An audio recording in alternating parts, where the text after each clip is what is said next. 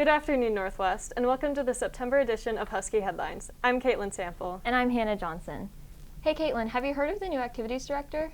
I've seen her around, but I don't really know her. Erin tells us more. Over the summer, Kelsey Bacalar was hired as the new activities director. Bacalar is the oldest daughter of First Northwest principal, Dr. Russ Kokaruta. So when my dad was the principal at Northwest, I always felt so welcomed here. My family always did. I think I've always been interested in coming back here. I felt close ties to Northwest because of all the time that my dad spent here. When the position opened, it certainly caught my eye, but I didn't initially apply. And the more I thought about it, the more I felt drawn to apply for the position. Miss Bacalar is a bundle of energy. She is probably one of the most positive, energetic people that I've ever met. So I think she's just going to be a great fit. I think once kids get to know her and staff get to know her, they're just going to be thrilled that she's joined our Husky family.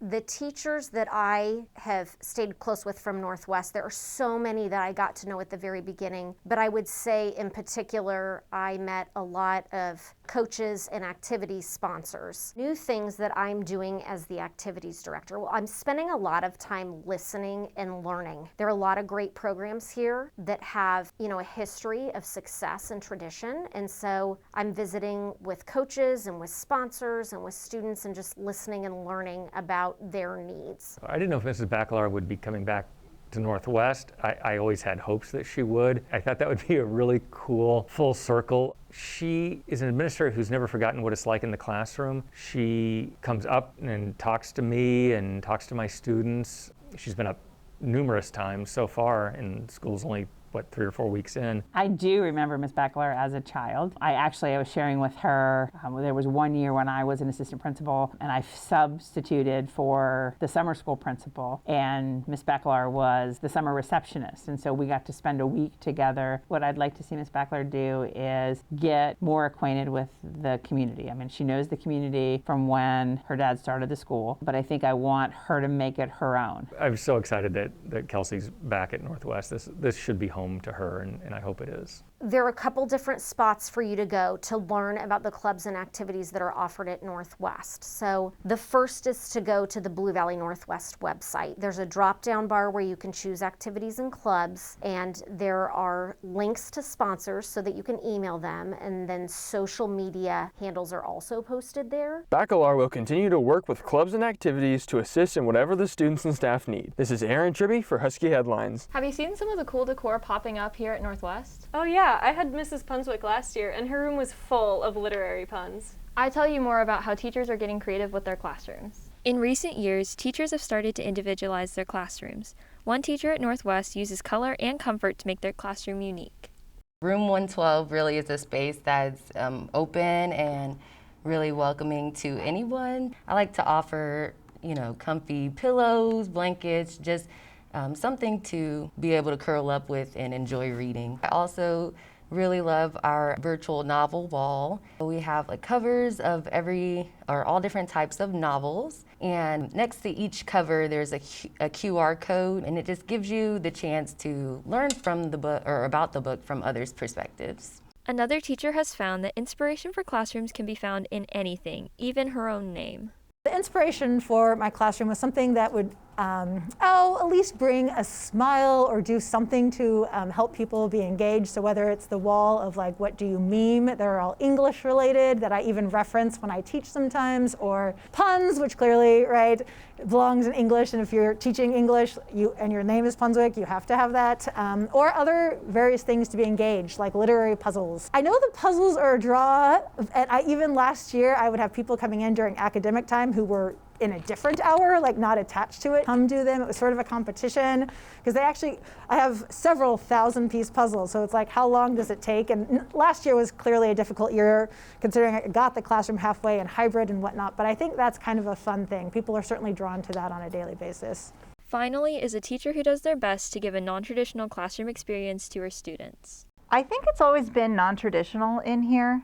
Maybe 2 years ago, we were given the ability to buy new furniture and dream big, and we picked out sofas and tables that could be set up in a variety of different formations. We wanted to make sure that the students were comfortable, so we set up our classroom to be different from most, just so that when you walk in, you can tell that this is something outside the traditional educational experience. Again, I think just by being welcoming and nurturing, my classroom can disarm students who might be stressed or tired, and helps rejuvenate them and make them ready to learn and ready to just be a part of a learning community. Students and teachers agree that creative classrooms help students feel safe and comfortable to learn, and they hope that more teachers will continue to reimagine their spaces. This is Hannah Johnson for Husky Headlines. What are you wearing? I'm just trying to show off my school spirit with items from the doghouse. I checked into how COVID affected the doghouse and school spirit. COVID has changed how the school store, the doghouse, has worked over the past couple of years. We had to get creative and we had to find alternative ways to connect with our customers. This year we've also seen a huge influx in online sales. And I think that's just kind of a follow-up to this culture shift a little bit. We're running into some issues. There are quantity challenges across the board that vendors are just not able to fulfill products that we need. Due to COVID, school events and other activities that draw people together have been limited and have hampered school spirit. School spirit is essential to having a positive culture in school. When there is school spirit, you feel like you're part of a family. There's a lot of unity that is involved, and it's so essential to feeling like school is a second home to you. With freshmen or new students that come to the district, they should come into a school and see all the spirit and people taking pride in our school colors, and that is really going to help people feel welcomed and, in the end, a lot happier. Aside from the visual of wearing the things, it's showing up at events. It's giving shout outs on social media. It's telling your friends on the football team, in the band, the cheerleaders, the dancers, our theater friends, going to their events and then saying, wow, you did a really good job. It was so fun to get to see you. Giving that support is also school spirit. Coming into this year, any student can always be wearing school gear, especially whenever they attend any football game or other sport or event. They can always and should be always be wearing school spirit and the school colors. Students also can participate in spirit weeks and all the school dances, cheering at the assemblies and all the sport events that come up with it. It's really important that students always know that the clothing that you wear, you're really promoting the school and showing that you take pride in your school. Shopping at the doghouse and going to other school events, students will be able to increase the amount of school spirit, which has slowly declined the last few years. This is Caitlin Sample for Husky Headlines. And next, Charlotte tells us about some of the struggles of being a high school student. According to the Anxiety and Depression Association of America, 264 million people worldwide experience depression. In a survey done by the National Survey on Drug Use and Health, it was revealed that about 3.2 million adolescents aged 12 to 17 years old in the United States had at least one major depressive episode.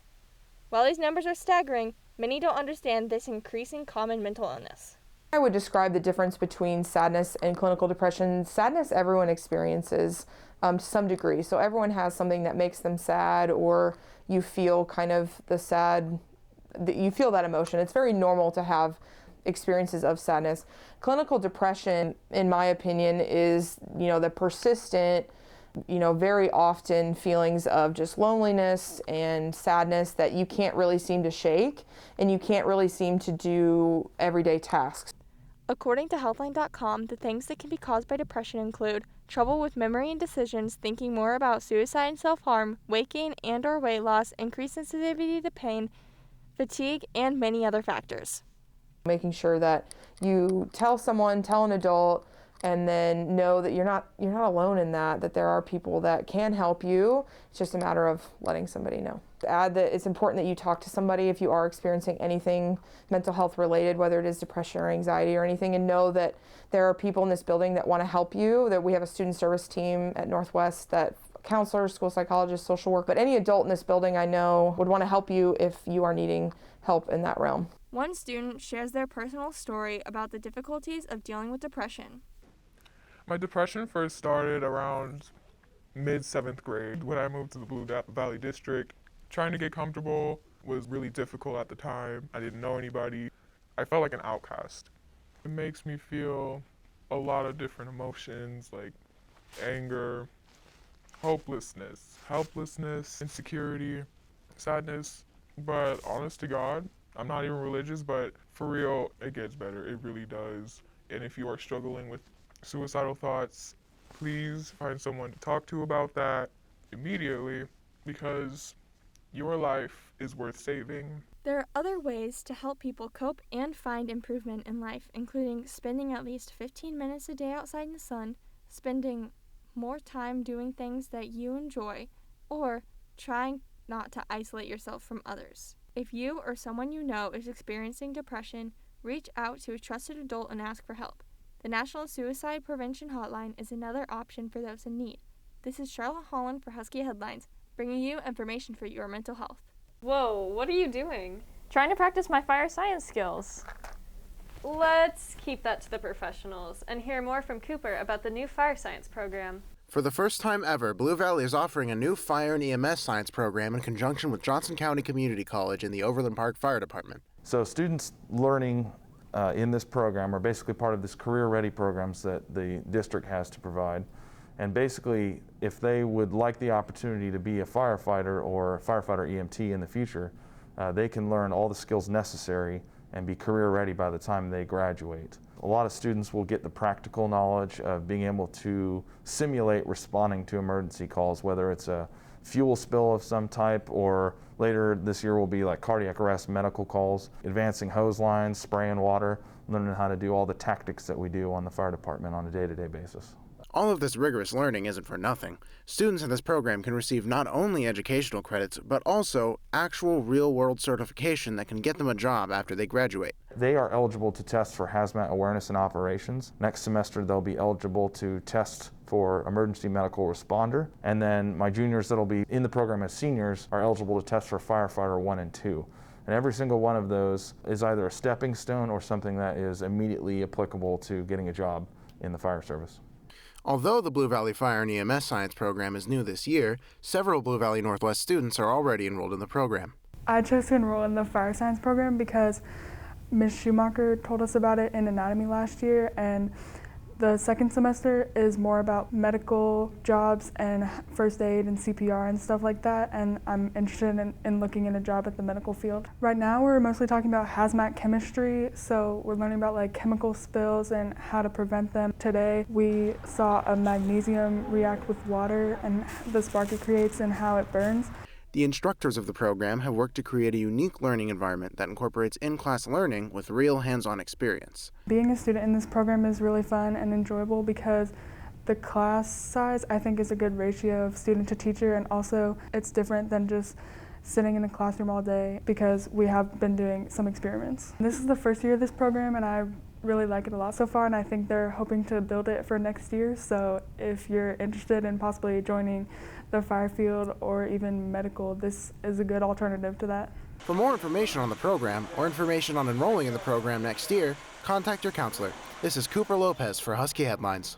Hey Caitlin, I didn't know you played trumpet. I don't, but I'm learning how to so I can be in the marching band. Oh, well then maybe we should just make a band together instead. We're not that musically talented. Amara tells us more about the new band director. The Blue Valley Northwest Band welcomes Dr. Daniel Kirk as he joins the Husky family as the new band director. My sophomore year in high school, I had an experience in marching band being a section leader. I thought, I want to do this the rest of my life. And it became very clear at that point what I wanted to do. Dr. Kirk's passion for the band has made an impact on not only how he directs the band, but his relationships with the students. So for me, it's all about getting to know my students and establishing those really positive relationships. I love my students here. Just getting to know them, spending time with them. You know, some people, that's tricky because it's so many students at once, but it's what I love. I love the students here. We have a lot of fun. Get a lot of work done, but gosh, we have a lot of fun here in band. We are truly some of the biggest points of pride and spirit about the school, and I'm really proud to be a part of it. To Dr. Kirk, band isn't just about school spirit or playing well. Just say in band, we teach a lot of music skills, we teach a lot of life skills, right? So like arriving on time, having what you need to have, you know, all of those things that are gonna set students up for success in their lives, let alone success here in high school. But it's been so great coming back after COVID to just be together and make music. So much joy has been, you know, generated just from being back together as a band family. That's what's really been wonderful. Senior drum major Lillian Lee provides insight on the band this year with the new director. Dr. Kirk is one of the most qualified teachers I've ever had, in general. The band is a welcoming place for everyone, and Dr. Kirk makes sure they have fun from time to time. Dr. Kirk he's really good at what he does. He has a work mode, but he also has a fun mode. He's really great in that if we're getting too intense or too concentrated on something, he'll switch the mood up really fast and give a quick joke. Well, I'm so glad that he's here. I have no idea why he chose Northwest, but we're so excited to have him. The Howling Husky Marching Band will perform their show, The Circle of Life, at the Blue Valley Marching Showcase on September 27th, here at Blue Valley Northwest. This is Amara Qureshi for Husky Headlines. Hey, did you hear that the Northwest football team won their first 2 games of the season? Yeah, that's awesome. Let's check in with Mac to see how the team hopes to do this year. After a successful season a year ago that saw the football team go 5-2 and win their first playoff game in 11 years, the Huskies are trying to expand on their success and take their next step in the EKL. I think the way we improve is we continue to practice each day, as if that day is important, like it's going to matter when the playoffs roll around. Obviously, we had a great start last year and looking to get off to a great start this year. After our productive season last year, we really focused in just getting better each play and not making any mistakes, kind of keeping drives longer and helping out the defense offensively.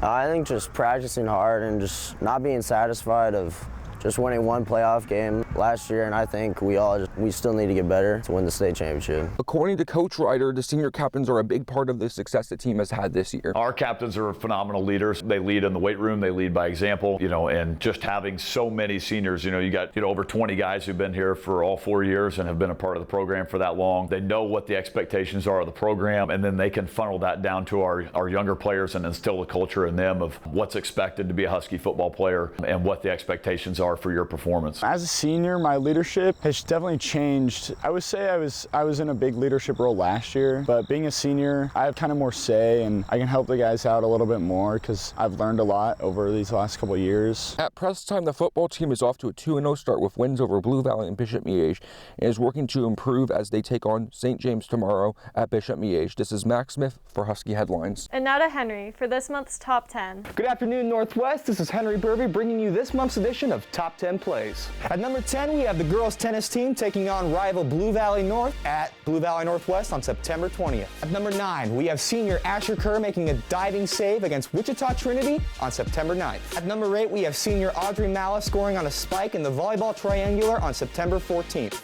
The Huskies would go on to win this match 2-1.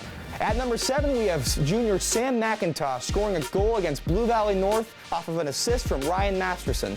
Unfortunately, the Huskies would lose this one 3-2. At number 6, we have junior Chase Wardemont making a spectacular catch against two Stags defenders against Bishop Miege. The Huskies would go on to win this one 49-36. At number 5, we have senior Stephen Witter breaking a tackle and dragging a Bishop Miege defender into the end zone to finish his 35-yard touchdown reception. This would put the Huskies up 13-0. At number 4, we have sophomore Laney Douglas connecting on a kill against Lawrence High School on August 31st. At number 3, we have senior Ryan Masterson scoring 2 goals against Wichita Trinity. This would help the Huskies win 3-1. At number 2, we have senior Mikey Pauly making a 73-yard rushing touchdown against Blue Valley High. This would put the Huskies up 7-0 and be the first points of the Northwest season for football. Finally, at number 1, we have junior Grant Stubblefield rushing for 3 touchdowns against Blue Valley High School. The Huskies would go on to win this one 35-21. This has been this month's edition of Top 10 Plays, brought to you by Henry Burby with the help of Max Smith. I've always wanted to fly planes. Isn't that a little overachieving for you? Well, let's glide right into Henry's story about a student who flies gliders. As Northwest students soar into the new school year, Nick Westerhouse is experiencing a different kind of flight. A flight that only took off last year at the Richter Airfield, an airfield commonly used by Midwestern Soaring Association near Harrisonville, Missouri. Nick joined the club about 6 months ago as a brand new student, never having flown before, and he has progressed very, very well. He has done an excellent job. He has got a very good head about him. He flies very nicely. He's progressed as well as anybody we've ever had out here from the ground up. As Nick works towards his aviation goals, through the Midwestern Soaring Association, Nick describes a typical workday for a pilot in training. Well, first of all, I had to just get comfortable in the airplane. It takes a couple of flights to get comfortable with all the things that you have to do. And eventually it just feels like really fun, like a roller coaster that you're in control of. I recently just got checked out in a new kind of airplane, so learning how to adjust from plane to plane is a little different because they all have a different feel and they have different speeds that you have to know and different weights and balances. So stuff you have to memorize, plus just the feel of the airplane and how to fly it. I've always been interested in airplanes and everything about aviation. I first started flight simming, so just playing like the flight simulator on the computer. And then a family friend told me that the best way to actually get into flying is to start with gliders. With the Midwestern Soaring Association being just one of many places where students learn how to fly, Nick shares his thoughts on what he personally thinks of the Midwestern Soaring Association. A lot of the instructors are competition glider pilots. They have a lot of experience. My main instructor has been soaring since he was like a teenager, just like me. So he's had a ton of experience. He works on his own gliders. He's a really great instructor. I want to probably either be a doctor or an engineer, but I know that flying has to be part of my life in the future. With Nick's exploration into the world of aviation, Nick says he strives to allow his love for aviation to guide his future decisions in his life. This is Henry Hale-Burvey for Husky Headlines. That's it for the September edition of Husky Headlines. Have a great day, Northwest.